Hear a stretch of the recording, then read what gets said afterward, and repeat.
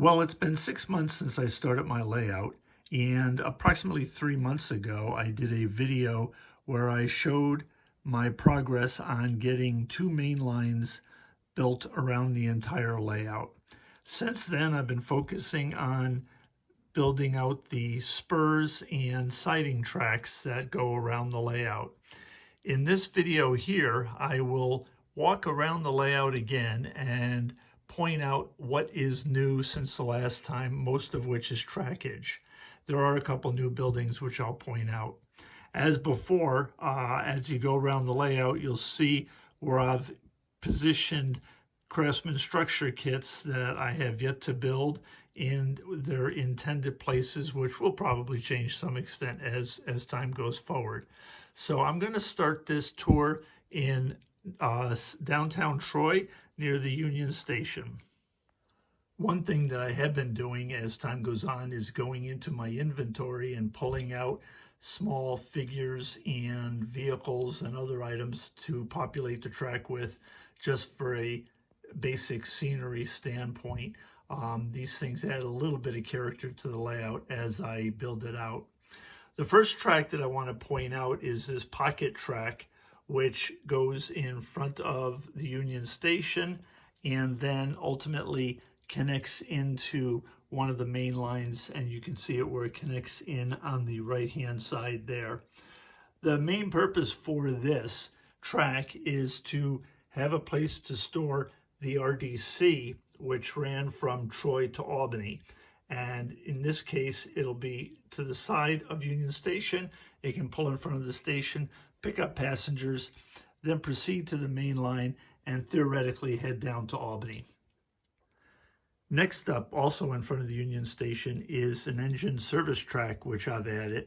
I've also pulled out a animated water tower from my inventory and just placed it on the track for scenic purposes right at the moment. But this track will be a service track for steam-powered engines. They can pull off the main line into this service track right here, such as what this steam engine is, and they can get some servicing with coal and water done on them. One thing that has not progressed since my last video is this turntable and the future roundhouse. These are way down on my build list, so these will probably stay here like this for quite some time. Also, there is a track that comes in to service that, and this is one of the tracks left to be laid down permanently on the layout, but that'll be off in the future also.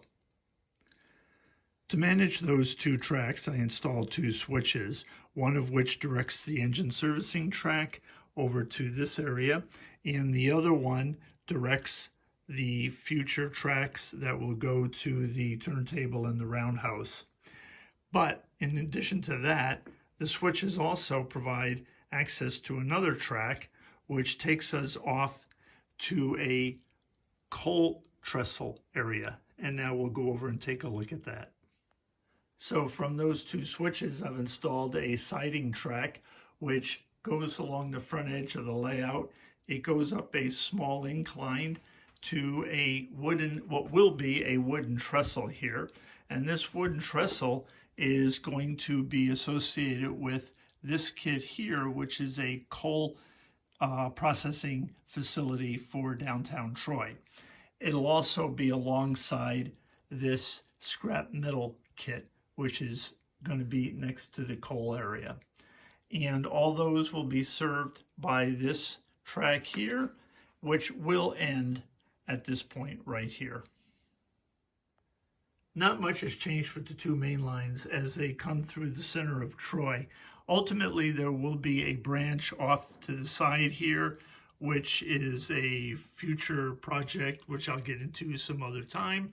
But for the moment, that's just laid in there as a placeholder. But the two main lines come around the scrap metal and coal processing area and go into, or around I should say, South Troy. Not too much has changed here, except I have begun preliminary work on the Burden Iron Works, which is going to be a 3-building structure all combined together into one, and that will be in South Troy here. Also, there will be this stone arch bridge, which will go over the Posenkill Creek and take vehicle traffic over to Peebles Island. Peebles Island, which goes around the end of the layout from Troy over to the village of Waterford, has been built out a little bit in that I now have a track that goes to Peebles Island and it comes over from downtown Waterford. And I'll show you that bridge that I built here in just a moment. But this is just a little freight track that comes over. I have laid out, just for visual purposes, where a variety of small structures and the roads around them that are all part of a kit I have called Axle Road. They'll all go in here. Also, I've been working on constructing this small freight house, which will be serviced by this track from Waterford over to Peebles Island. This freight house is something that's currently still in construction. And then next to all that will be several kits that are going to form an auto servicing place, a little country store, and a little cafe, and a main parking lot in front of them. They'll all also be future kits built for Peebles Island. One of the structures that I have completed since the last time is a kit bash of these two bridges that will take you from 2nd Street in the village of Waterford over the Erie Canal over to Peebles Island. And there was some inclines on either side that I built, because on 2nd Street in Waterford there is a prototypical incline that goes up to this bridge, and so I wanted to replicate that. I will throw in a couple photos from the build of this structure into the video at this point.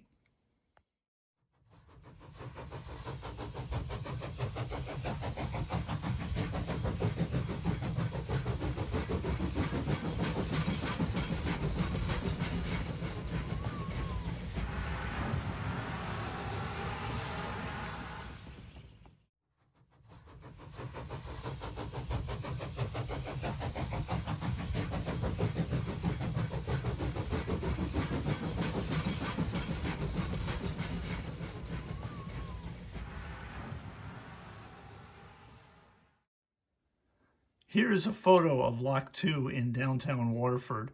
This is the lock that I hope to replicate in this area as part of the Erie Canal that will be between the two main lines and this track and bridge that goes over between the village of Waterford and Peebles Island. And this is one of the canal barges that will be populating that lock once everything's all done. This is a major project off in the future. Another structure that I have completed since the last video is this 4-building, theoretically 1 block long cluster of buildings. This is from a kit from Jason Jensen Trains, and this is going to serve the downtown village of Waterford. And it's placed with some other kits I've completed previously, just here to kind of earmark where the village of Waterford will be. Again, I've placed a couple vehicles out here just to add a little character to the layout as I build along. I will also throw a few photos into the video at this point that document briefly the construction of this building, which I was very pleased with the way it came out.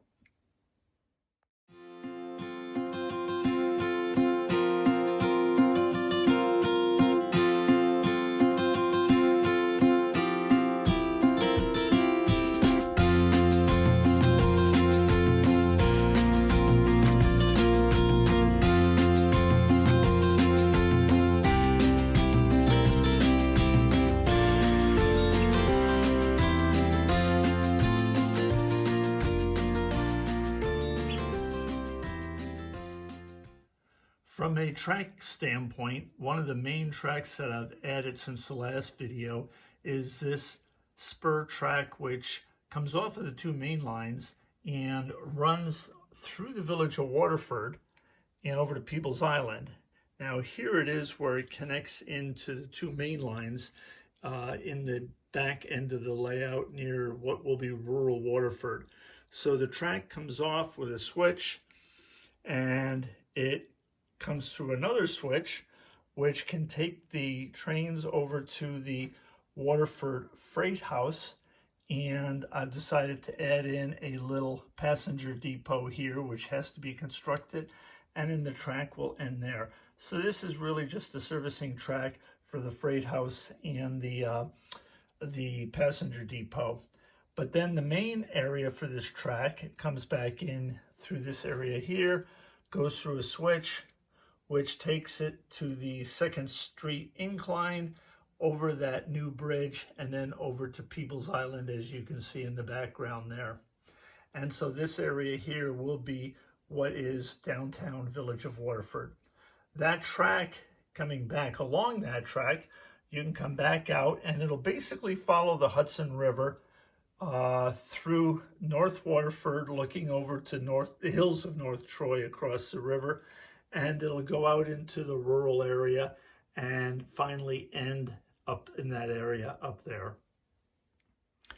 Once we get off the main line with this new trackage that goes to the Village of Waterford and People's Island, as I've already mentioned, there's a track that runs along the Hudson River and services what is the north area of Waterford, and this will be a very rural section. So this track in the background here along the edge of the river is laid in, but there's nothing really new to see from a scenery or a building construction standpoint here, other than a few cars.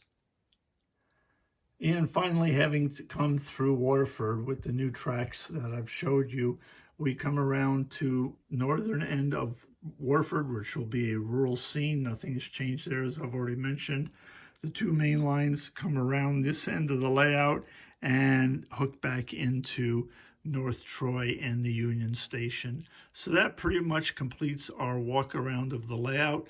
As you can see, the main focus has been on all these various sidings and spur tracks to get them complete, along with adding in a few structures, including a bridge along the line.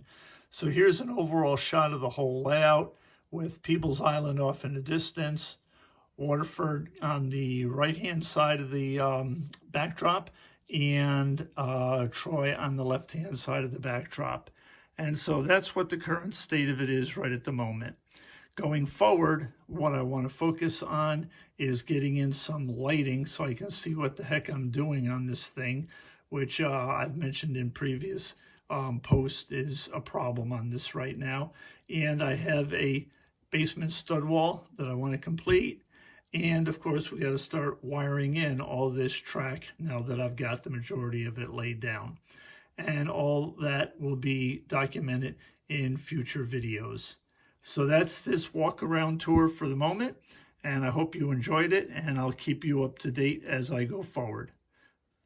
And one last thing before I end this video, I have to run a train. So I'm going to run this D&H diesel from People's Island over the bridge and into the Village of Waterford and out into the rural areas of Waterford.